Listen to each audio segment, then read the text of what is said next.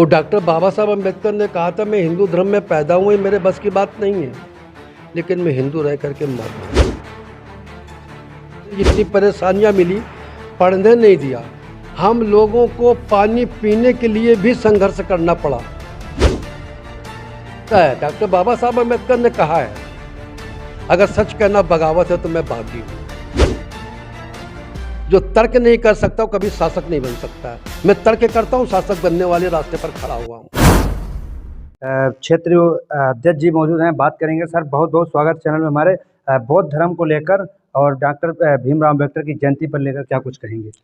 देखिए, जहाँ तक धर्म और डॉक्टर बाबा साहब की बात आप करेंगे जी। तो डॉक्टर बाबा साहब भीमराव अम्बेडकर हमारे लिए नहीं, पूरे देश के लिए आदर्श हैं। डॉक्टर बाबा साहब अम्बेडकर थे तो हमें बौद्ध धर्म का ज्ञान प्राप्त हुआ। मैं इसके लिए तो यही कहना चाह रहा हूँ, वो कबीरदास जी की एक दोहा है, गुरु गोविंद दोऊ खड़े के लागू पाएँ, बलिहारी गुरु बाबा साहब की गोविंद दियो बताए।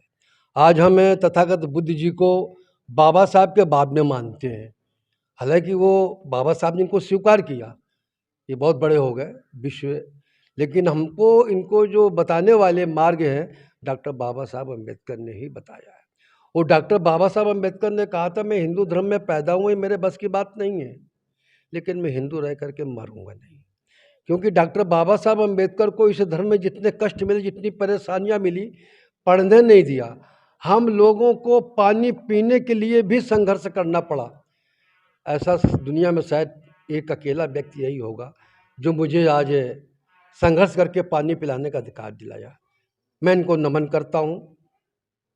जितनी कठिनाइयों के साथ में डॉक्टर भीमराव अम्बेडकर ने आज जो संविधान प्रकाशित किया है, या यूँ कहें संविधान लिखा है, इसके बावजूद जो मौजूदा सरकार में किस प्रकार से लोगों पर अत्याचार हो रहा है, लोग कुछ मतलब पूर्व में किस तरह से जो एससी लोग हैं उनके साथ किस तरह से व्यवहार हुआ है, इसके बावजूद उस पर क्या कुछ कहेंगे? देखिए, जहाँ तक अत्याचार की बात आप करेंगे, उसके ज़्यादातर जिम्मेदार तो हम लोग ही हैं। डॉक्टर बाबा साहब अम्बेडकर ने जो भारतीय संविधान बना करके हम लोगों के सामने पेश किया, और संविधान देते समय उन्होंने ये कहा था कि भारतीय संविधान दुनिया का सबसे बड़े लोकतंत्र का स्तंभ है। अगर इसके चलाने वाले ईमानदार होंगे तो किसी नेता, सांसद, विधायक की जरूरत नहीं है, ये अपने आप में पर्याप्त है। पहले किसी जमाने में पढ़ने के लिए मना किया जाता था, इनको मत पढ़ाओ, ये अछूत है, लेकिन ना तो ऐसे शिक्षा के केंद्र खुले हुए जैसे परचून की दुकान होती है। लेकिन हम लोग जब नौकरी पा जाते हैं डॉक्टर बाबा साहब अम्बेडकर के बताए हुए मार्ग पर, या आरक्षण के द्वारा, रिजर्वेशन के द्वारा, तो डॉक्टर बाबा साहब अम्बेडकर के पास मिठाई चढ़ाने नहीं जाते हैं, हम जाते हैं हनुमान चालीसा के वाले के यहाँ कि इनको मिठाई चढ़ा दो, इन्होंने मेरी जो है नौकरी लगाई है। भारतीय जनता पार्टी के आप कार्यकर्ता हैं, क्षेत्रीय अध्यक्ष हैं, इसके बावजूद भी आप हिंदू धर्म को लेकर शिकंजा कस रहे हैं। देखिए, ऐसा है, डॉक्टर बाबा साहब अम्बेडकर ने कहा है, अगर सच कहना बगावत है तो मैं बागी हूँ। डॉक्टर बाबा साहब अम्बेडकर ने यह भी कहा है, जो तर्क नहीं कर सकता वो कभी शासक नहीं बन सकता। मैं तर्क करता हूँ, शासक बनने वाले रास्ते पर खड़ा हुआ हूँ। ये दुर्भाग्य बहुजन समाज पार्टी का, मानवा काशीराम साहब जिस लक्ष्य को लेकर के चले थे वो हजारों मील दूर हो गया, बिना कारण मुझे पार्टी से निकाला गया।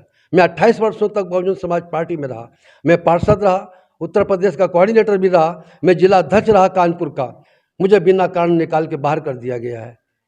इन परिस्थितियों में ये मजबूरी हो जाती है, अब मैं जा करके कहीं पर ठेला तो लगा नहीं सकता हूँ, मूंगफली में बेच नहीं सकता हूँ।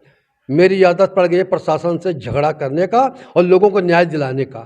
जब प्रोटोकॉल होगा तभी मैं किसी को कुछ दिला सकता हूँ। रामचरितमानस को समाजवादी पार्टी के एक नेता ने कुछ शब्द कहा है, उसको लेकर क्या कुछ कहेंगे? देखिए, जहाँ रामचरितमानस की बात आप कर लें, या इसके पहले जो राजेंद्र कुमार जी थे, केजरीवाल के सरकार में जो मंत्री थे, उन्होंने बाबा साहब की 22 प्रतिज्ञाओं की बात करी थी, तो उनको वहाँ मंत्री पद से हाथ धोना पड़ा था। नर्सरी से लेकर डिग्री कॉलेज तक मुझको पढ़ाया गया है कुछ और बताया गया है कुछ।